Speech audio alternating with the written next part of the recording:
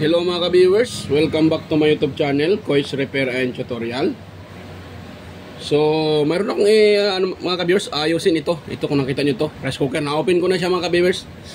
At ito pala ang brand nitong rice cooker na to ay Hanabishi. Yan, Hanabishi siya. So, reklamo ng may-ari nito mga ka-viewers ay hindi daw nagpa-power, walang power. Yan.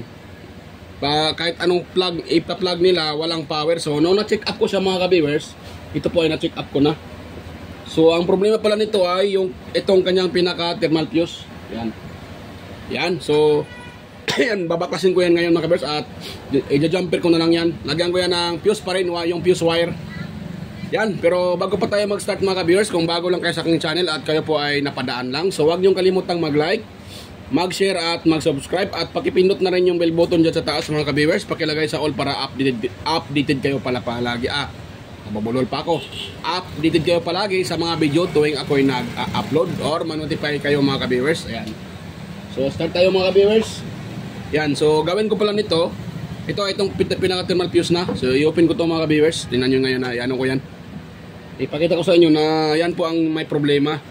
So, sa tingin ko, ito ay nagamit ng may-ari ng matagalan. Kaya nasira po yung para pinaka ano niyan. Pinaka fuse or yung tinatawag na thermal fuse. Yan. So wala naman to siyang yung isang thermostat. Pag itong rice cooker na to at mayroon yung isang thermostat. Yung iba kasi yung wala na itong pinaka-heater na to na maliit. Yung nilagay nila yung pinaka-thermostat, yung katulad ng thermostat ng ng plancha. Pero ito wala. Kaya hindi natin hinalaan na yun ang sira. So, nasisira lang talaga tong kanyang pinaka-thermal fuse dahil sa na-overuse. Ayan. So, yan. Kukunin ko muna itong kanyang pinaka-insulator, itong parang hose. Ayan. Ayun. So, tanggal ko na mga ka-viewers. Palakyan ko konti itong para makita. Ayan. So, ito po ang sinasabi kong thermal fuse. Yan. Yun yan. So, ngayon, bago ko yan ititest, ko muna siya. Yan, lilinisan ko muna para sure yung ating connection. Pakita ko sa inyo na yun talaga ang sira mga ka-viewers.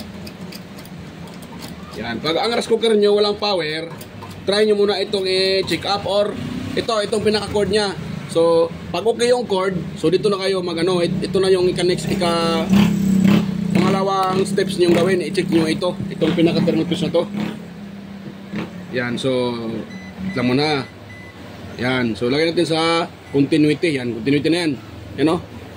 So, nakalagay tayo sa continuity mga ka-viewers. Nakaset sa continuity yung ating tester. Ngayon, lagay ko dito yung aking tester ha. Para makita nyo. Yan. Ganyan. Ayun. So, yan. Ano pa ata. Yan. Ganun lang mga ka-viewers para makita nyo. Ngayon, tingnan nyo kung mababaser ba itong pinaka-thermal fuse na to. Ay, yan o ko ha. Yan o. Tingnan nyo kung magbabaser ba siya. Ayan o. O, di ba wala? Dapat ganyan siya, oh. Ayan, dapat ganun yan. Pag okay yung continuous yung kanyang connection. Pero pag ito tayo mag-tap, so wala. Di ba wala? Wala siya. O, di ba wala siya mga ka-viewers? So, simple lang yan mga ka-viewers. So, itong gagawin ko dyan. Ito, bali, to siya bali, tatlong hibla. Yan. Kasi nakalagay dito, 10 amperes. So, ito, medyo makapal-kapal tong wire na inano ko. So, kaya tatlong hibla lang yung nilalagay ko. Yan. So, kung 2.5 amperes tong isang hibla nito, so bali tatlo yan sila. Yan. So, siya? 2, 4, 6, 7, mga 7.5 amperes to 8 amperes. O, yan. So, pwede na ito mga viewers kasi 10 amperes naman tong kanyang So, itong ilalagay ko, ito fuse pa rin to. Pero hindi na siya nagpo-protect sa init.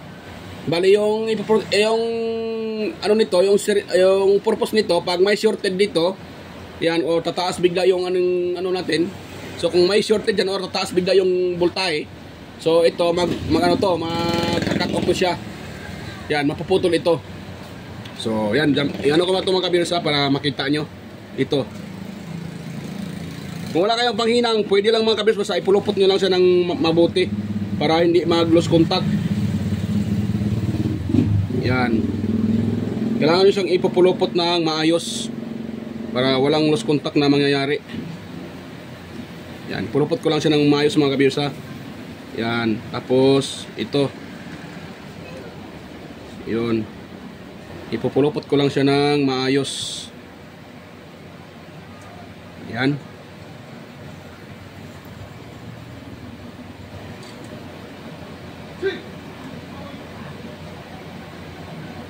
Ayun.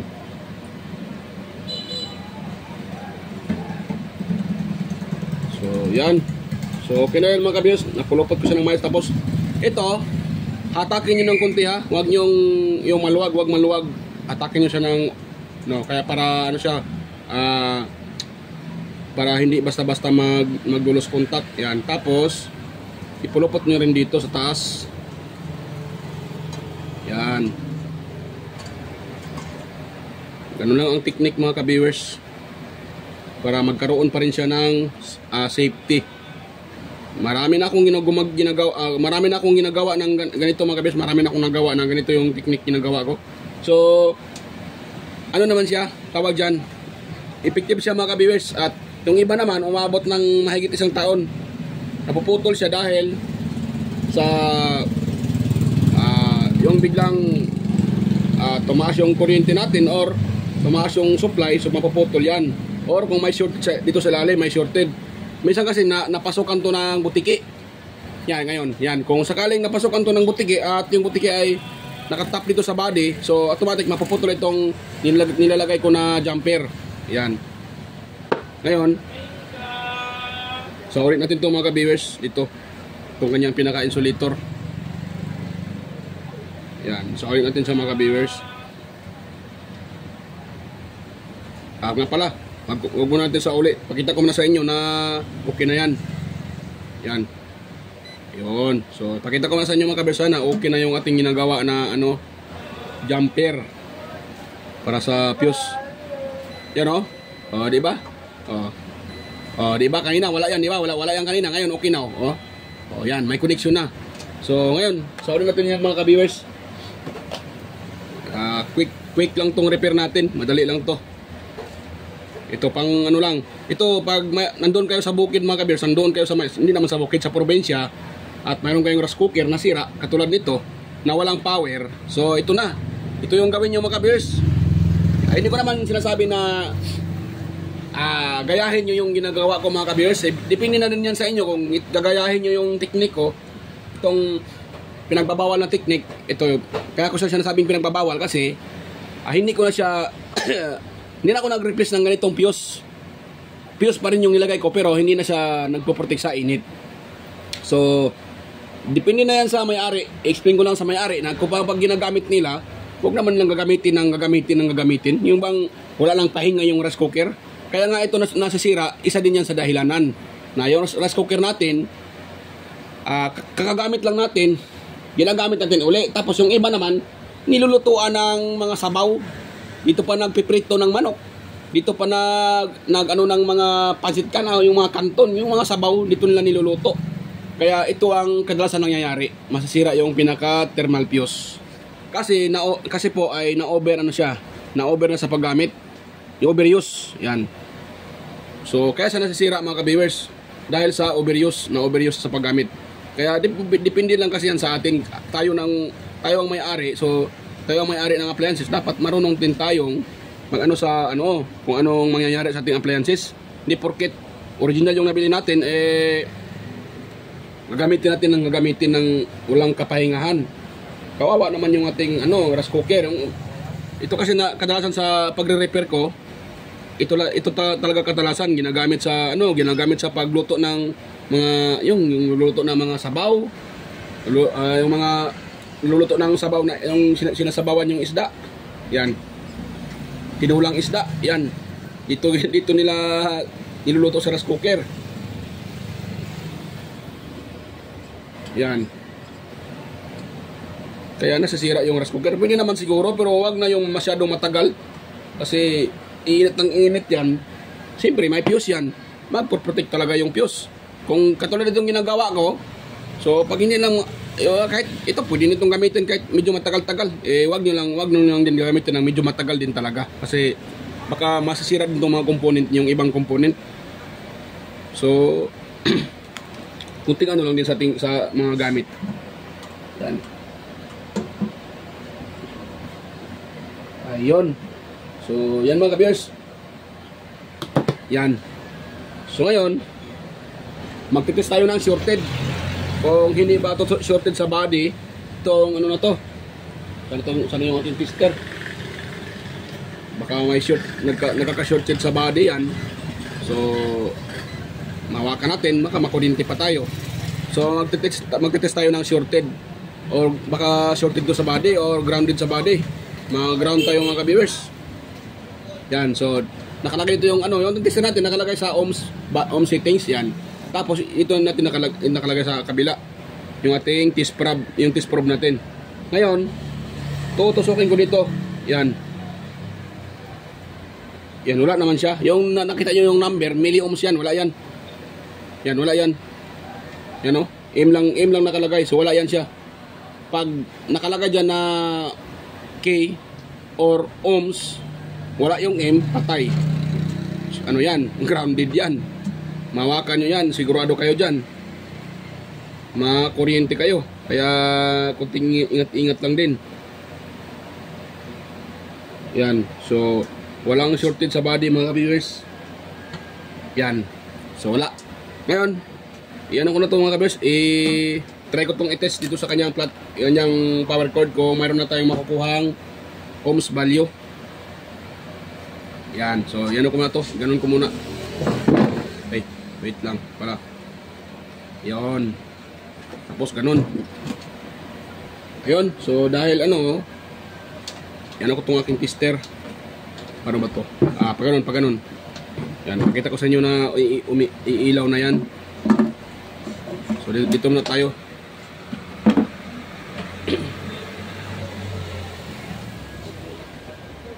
Hindi tayo makukuha ditong ano. Yan. So dito tayo. So wala siyang hindi siya grounded. Wala naman ito natin nakakuhang ohms value sa body. So wala. Ngayon dito tayo sa kanyang power cord. Yan. Tapos ibaba natin to. Yan lang. Ayun. Ang taas ng kanyang reading mga ka-viewers. Bakit siya nag-8 ohms? Yan. Wala din yung reading ito pala. Yan o.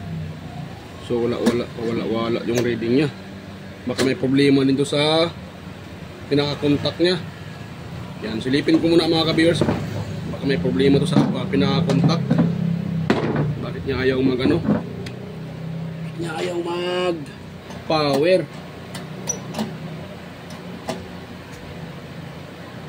Yan, madumi pala yung contact, pinaka-contact. Yan, inisan ko muna mga ka-viewers.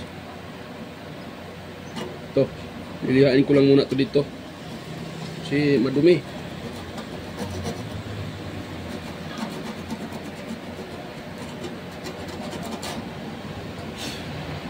Yun. Try natin kung ano siya. Meron ng connection. Sana may connection na.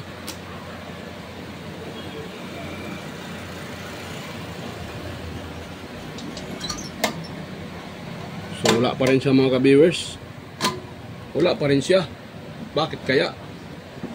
So okay naman yung ating fuse. Nalagyan na ng fuse niyan. Wait lang nga, dito tayo sa power cord. Dito, tapos dito tayo sa fuse. So okay naman yung fuse. Yan o. Wait lang, pakita ko sa inyo. Yan o, tignan nyo ha. Ay. Ayan o. Dito tayo sa fuse ha. Ayan o. Nag 0-0 yung reading. O. Okay. Tapos ito sa kabila. Ito naman sa kabila. Ito naman yun siya o. Dito. Ano, okay din yung connection oh. So okay yung ating fuse, okay din ang cord. Siyempre, okay nga oh. So okay ito yung fuse, okay din ang cord. Bakit siya wala? Dito tayo sa heater mga ka-viewers. Pinaka-heater niya.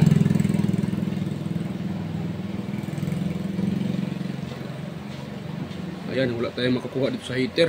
Patay. Baka sira din ang heater nito mga ka-viewers.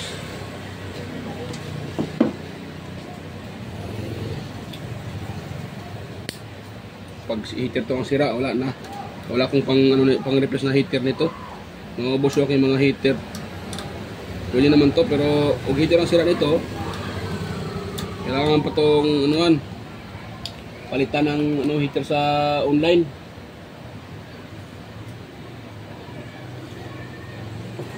Or doon sa mga junk shop.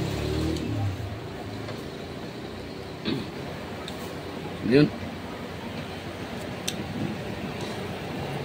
Ayan, dito tayo sa kanyang heater. Ano nga? Ang tester Yun.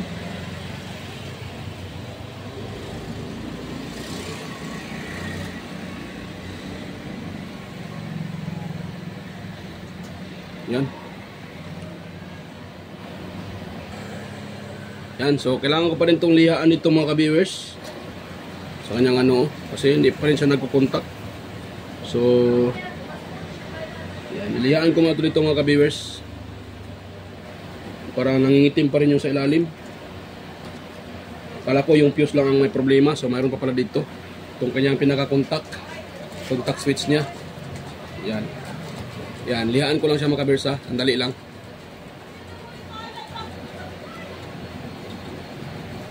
Yan. Yan, pwede na yan mga ka-viewers. Yan, pwede na yan siya. So, itaob ko muna uli. Wait lang ha.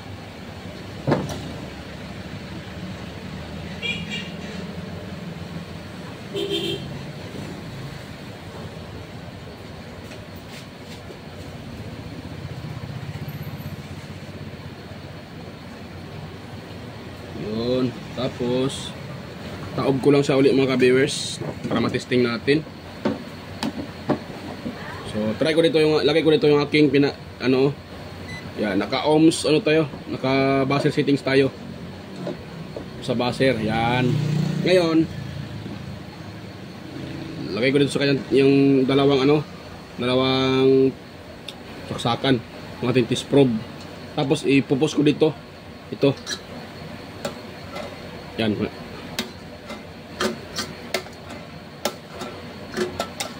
Bakit? Ayan. Ayun, meron na siya mga ka-viewers napalong pa. 75 ohms. Ayan nakita nyo, 75.5 ohms. 75.6 ohms. Yan Yan ako Ayan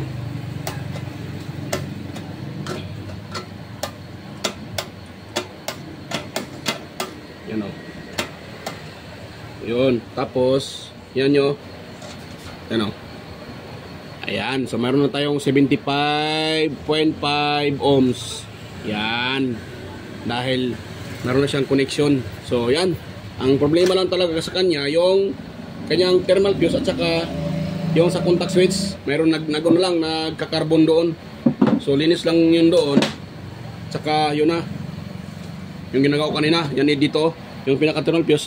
Itong thermal fuse yan diba ginajumpiran ko ng wire, yun lang. Tsaka ditong itong contact switch niya, nagka-carbon. So yun lang, nilinis ko. Yun lang mga ka-viewers. Yan. So ito ay lagyan ko muna ng takip para may may test na natin.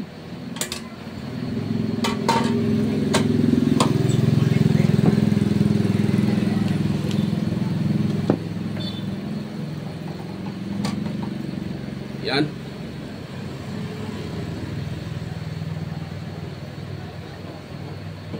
Ayun. Dito din mga ka-viewers. Yan, mega shoutout pala sa inyo mga ka-viewers. Mega loud shoutout sa inyo. Sa mga silent viewers yan, organic viewers.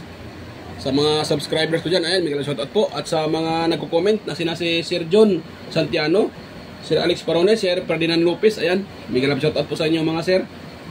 Salamat po sa patuloy panonood sa aking mga video. Yan. At si si Sir sino yan? Muna, kalaban tayo ng listahan. I-memorize yung So yan pala. Sila si Sir Sir Alex Parone, Sir John Santiano, Sir Rene Trinidad. Sila si Ryan De Leon, ayan. Sir Florendo Isidro, Sir John Mercado Jr., Meridel, Manuel Maducon, Sir Manuel Maducon, Sir Ferdinand Lopez, Sir Enmar Dizon, Sir Edgardo Jr. Dato Talavera, Edgar Macam, yan, Vicente Biboso Bandiquillo, Reynaldo Macasiano ng Jimmy Cavite, Binjan Calderon, Ferdy Ronquillo, Emerald Kilyusa, ayan, mega loud shoutout po sa inyo mga sir. At sa mga kaibigan ko rin sa kaibigan ko rin sa Whitey. Ayan. Ito sila mga vlogger to mga ka-viewers. Ayan, si Master Andy Rabino TV Tech, Master Andy, Inting Butingting, Andy Rabino to, Maya Vlogs, Teletech West Jojo Tech, Ricardo Bernardo, Fix and Review, Loda Tech TV, John P. Technician, Rodolf Oy Studio or Tech TV, Jones Bahay Vlog, Tons Bahay Vlog, Tactics PH Official, Yoyong's Repair and Tutorial, or Tech TV Official, Rodolf Oy Studio, Jimenez Iban Vlog, Pelam Country Living, yan, Geodios TV, White Fury, Horseshoe TV, Bullet Train Mambala, Bullet Train Channel, JAJ Channel, Soktik TV, Kerry Mendoza Vlogger, Chris Perez Vlog, Rowell San Andres, Edstech TV, sila si Jos Electrical Vlogs, Rod Choi Fishing Adventure, Mercy Wiram, Amigos Amigas, Jan Gracia, Juna Incabo, DJS Channel, Leotech, Tiger Seb TV, Lex TV Official, Jeros Flores Mix Vlog, The Burton Channel, Sir Watkins, Life in Japan Countryside, Abida Explorer, Sir Lawin, Iconic Insight and Beyond, Dinlens TV Vlog, Naanatanan TV, Mascaran Vlogger, Lock the Grid, Aling Peps, Marco Francis 713 Mix Vlog, Foodie Expert, Justado Vlog Channel, Lovely Mood Forever, sila si EQC TV, Kisnil Channel, 3M Vlog, Anonymous Vlog, Jinky Inok Vlog, GWG Ward, TeacherTube.ph, Darwin Tech, Farmer Boy TV, Roger Cedric, Digidisco Hunter, Ipras View, Digilim Mix TV, sila si Nels TV Vlog, ayan, shout out po sir, Nels TV Vlog, ayan, si Baybayon Mix Vlog, ayan, Baybayon Mix Vlog, si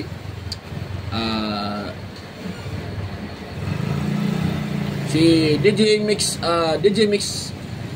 Vlog, ayan, shout out po idol, DJ Mix Vlog, at ayan, Lane Mix TV, ayan, shout out po sa inyo. So ayan, so patuloy tayo mga ka-viewers. So ito, titest natin to.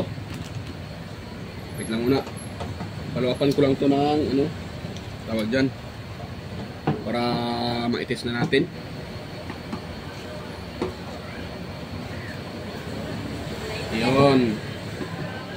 Ayun, so yan, try tayo mga ka-viewers kung mayroon na ba tong power, kung okay na ba to, mayroon na ba siyang powell.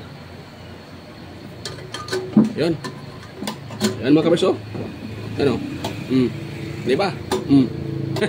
Ayan o. O, diba? Gumagana na mga ka-viewers. Ayan o. Red. Nag-cook. Tapos, pag naluto na yan, magwa-warm yan. Yan, keep warm. Pag nagluluto tayo, cook. Yan o, nakalagay sa cook. Yan o, mainit na yung kanyang heater o. Yan o, mainit na. Yan, okay na to mga ka-viewers. Mainit na, hindi na mahawakan. So, yan o. O, diba? So, okay na mga ka-viewers. Success yung repair natin. At yung ginagawa lang natin, nilihaan lang yung contact. Tapos, naglagay tayo ng jumper doon sa kanyang thermal fuse para mayroon siyang connection. At mayroon pa rin siyang protection. Kung sakaling may shorted, papuputol yun. So, yan mga ka-viewers. Kung mayroon kayong nakuhang kunting idea sa ating repair ngayon, so, huwag nyo namang kalimutang mag-like, mag-share, at higit sa lahat, paki-subscribe na rin mga ka-viewers. Ayan. Kunting hiling mga ka-viewers, so huwag niyo naman kalimutang mag-subscribe sa aking channel. Yan, salamat po. At sa mga matagal na rin sa aking channel na hindi po nakapag-subscribe, baka naman mga ka-viewers, pa-subscribe naman. Ayan, kunting hiling lang po. Ayan. So, bye-bye mga ka-viewers. Kita-kita tayo ulit sa next kong mga video. Ayan, bye-bye.